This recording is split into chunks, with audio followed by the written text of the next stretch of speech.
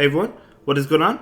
So we have another showcase for you today, and this is going to be a fully XL team. It's a very expensive team. The Scrafty is not fully maxed out. It's in the 2300s, but it's close. Yeah, it's just an expensive team all around, but it's a good one as well. It's one that I personally cannot wait to build, but it's not cheap, not by any means. Not with the XL candy, and not with the Stardust, right? Because you need like 500,000 dust to max out these Pokemon to XL. It's absolutely insane, but it is a good team nonetheless. So we're going to go ahead and take a look at it, and I'm excited.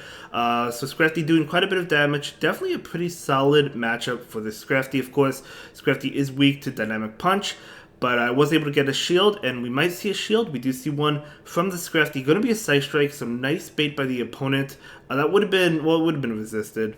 We do see another attack. A Side Strike's not going to KO, so if it's Side Strike, it does not KO. It almost does, but Scrafty is able to get off this foul play, so this will KO. There we go. So they let it go. In comes Machamp to farm down. Honestly, you could really bring in any of these. I think Nidoqueen is the way to go. Because Nidoqueen is resisting Rock Slide and Cross Chop, not just Cross Chop. And they're going to go ahead and go for the Cross Chop. So we're going to see the Poison Fang come in. This will debuff. So we're going to debuff, even though it gets the shield. So we're going to see a switch trying to catch the Cross Chop. But we'll see. Let's see what they went for. Probably the Rock Slide. Yeah, going to be the Rock Slide. Makes sense. But it really still doesn't do much, honestly. So we're going to see another attack. Likely another Rock Slide. But it's not going to do much. No, they actually go for the Cross Chop. So we're going to see an Overfarm. Out comes Nidoqueen from the opponent. So Bubble Beam is coming out. So I may have went for Shadow Ball here, because the thing is now Shadow Ball doesn't KO from this range, but 2 Shadow Balls would have KO'd. So I think I would have just went for 2 Shadow Balls into the Nidoqueen. I think 2 would have KO'd. It would have been close, but either way, I think I would have went for the 2 Shadow Balls. But that's fine, because this should still be a good game. Able to get to the Bubble Beam, going to get the Nidoqueen really low. It's not going to KO, but it's almost going to KO. In comes their own Nidoqueen, trying to farm down. This is just going to be a Poison Fang. So there we go. Poison Fang not doing much at all. We do see a farm down. Very nice. So Earth Power is just going to be able to pick up the knockout. And that is going to be a good game. Very well played. So great game. Great team as well. I love this team. I really do. I can't wait to build this exact team. I don't have any of these Pokemon. So I can't build any of these. I have good ranked ones, but like I just don't have them invested in. Or the XL candies. Anyway, Scrafty into Gengar, definitely a good matchup. They do switch into Machamp. Out comes Nidoqueen. This is great for the Nidoqueen. Even if they have payback, which they likely don't, Nidoqueen can still take a payback. So we're going to be able to take that Cross Chop. And we're going to see a Poison Fang come in. Now they'll be able to farm down with Poison Jab. So we're actually picking up a shield. Very nice. We're going to see a farm down. We might actually see the farm down. We'll have to see. They probably throw. Because this Machamp, yeah, definitely adding up. We're going to see a shield. Okay, so now, since the Nidoqueen shielded, now they'll probably farm down. Oh, looks like we're seeing some of that lag. Not good, but yep, they're able to farm down. In comes Gengar, going to go ahead and go for the Poison Fang shield bait.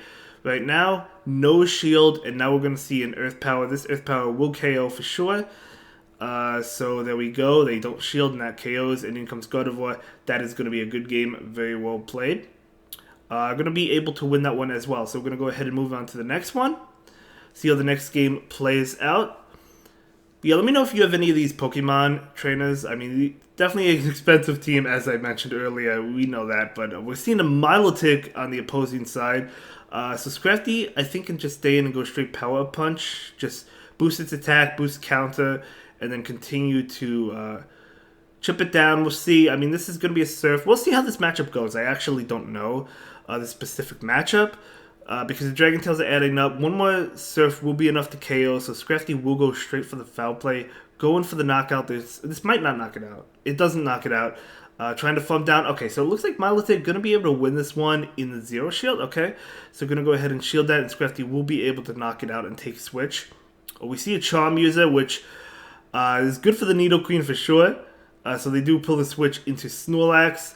And let's see here. I mean, this is not really that great because Jellicent has to go for Bubble Beam. It can't go for Shadow Ball. It's double resisted. So, and the licks are super effective, right? So we're going to see Body Slam come in, but the thing is, Body Slam is also resisted. So, not a terrible matchup for Jellicent or Snorlax. It's more or less neutral, but you just want to get the Snorlax as low as possible, right? So the Nidoqueen can have a field day against that Granbull. So just going to continue to Bubble Beam it, and keep in mind it is debuffed. They actually pull the switch, but the Shadow Ball is coming out. We'll have to see if they shield. This should be a good game, right? So Shadow Ball is not going to get the shield, and you're going to be able to snipe it with Nidoqueen, and Nidoqueen's just going to continue to... This is why Nidoqueen is so good. You just debuff it. Like, even if it would have normally lost the matchup, you just debuff it, and then it's just going to win the matchup. Not going to shield. You could shield there, you don't have to, but we're not going to see a shield, and we're going to see another Body Slam. I guess you shield this one.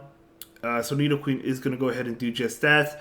Going to be able to get hit by another one. Wow, this Snorlax had a lot of energy.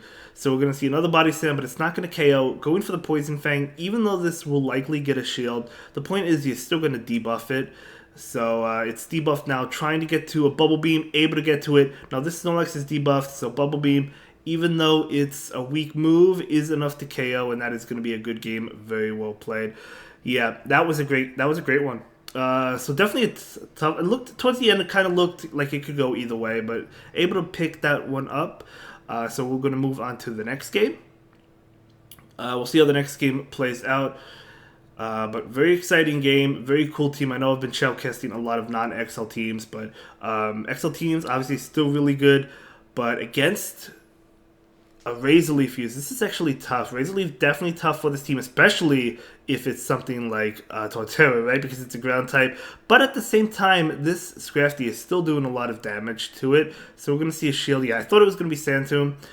So they do switch into Delphox. So ultra spicy by the opponent, charging up a lot of energy, switching into Jellicent. So Jellicent resisting the fire attacks. Going to be Psychic, though. It's not resisting Psychic. So we're going to see an Overfarm, charging up for the Shadow Ball, going for the Bubble Beam. Super effective damage. They're not going to shield. I kind of didn't think they would, but still, I mean, able to debuff them as well. So going to go ahead and take this attack. Going to be a Flame Charge there. So they're boosting their attack. Jellicent is debuffing their attack. So it's going back and forth. They're going to undercharge that. And we do see a switch into Bisharp. Okay, the recording skipped a little bit. That's totally fine. So Power Up Punch into the Bisharp. And we're going to see another Power Up Punch. And this is going to be enough to KO. Super spicy team from the opponent. I really like that team. Bisharp? I don't think I've ever seen a Bisharp, but that's so cool. We're going to see a Power Up Punch into the Delphox.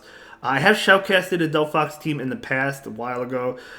Never Bisharp, I don't think, though.